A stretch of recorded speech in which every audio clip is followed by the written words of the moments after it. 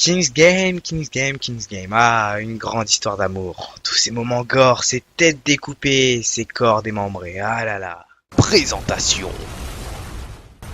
King's Game est un seinen de Kanazawa Nobuyuki, édité chez Kiun et divisé en 4 saisons ou 4 séries, c'est comme vous préférez.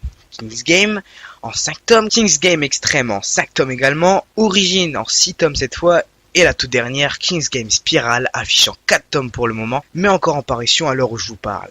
Il existe également 5 romans reprenant plus ou moins l'histoire principale. En parlant de l'histoire, tiens, c'est un sacré bordel, car la saison 2 est la suite de la saison 1. La saison 3 se passe avant la saison 1 et 2, et la saison 4 est une histoire annexe de la trame principale qui se passe à peu près en même temps que la saison 2.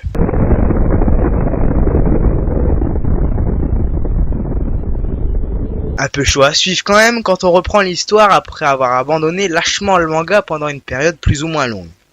Ah, au fait, chaque tome coûte 7,65€ et chaque roman 15€. C'était la petite info pratique que je place comme ça en scred. Synopsis.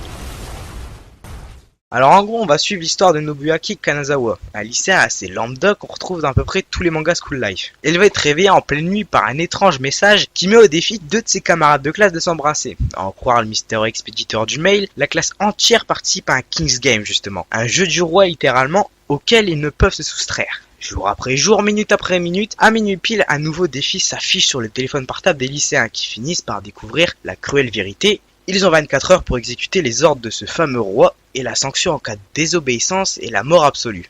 Merci Manga News. En gros, tu meurs si tu fais pas ce qu'il te dit dans un délai de 24 heures.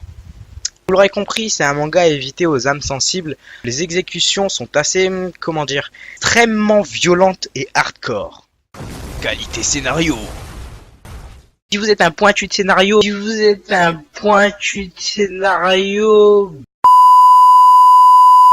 bien mis en œuvre, à peu près dans le même style que Death Note, vous allez être plutôt déçu car en effet le scénar de ce manga est plutôt simpliste à mon goût. On sent que le but est quand même de tuer le plus de gens, même si certains, voire quasiment tous les défis sont très prenants à suivre et couvrent, si je puis dire, le manque de profondeur du scénario, sans compter les dessins absolument magnifiques.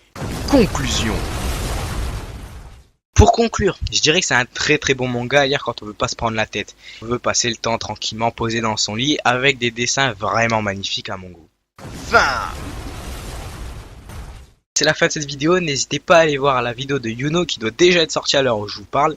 Les nouveaux projets vont bientôt arriver sur la chaîne d'ici une semaine je pense, en collaboration avec Yuno justement. Si vous avez aimé cette vidéo, n'hésitez pas à vous abonner, c'est gratuit je vous jure, à laisser un commentaire pour nous aider à augmenter la qualité de nos vidéos. Sur ce, je vous dis à la prochaine, c'était Brecken. If it hadn't been for Cotton Eye Joe, I'd been married a long time ago. Where did you come from? Where did you go? Where did you come from, Cotton Eye Joe? If it hadn't been for Cotton Eye Joe, I'd been married a long time ago. Where did you come from? Where did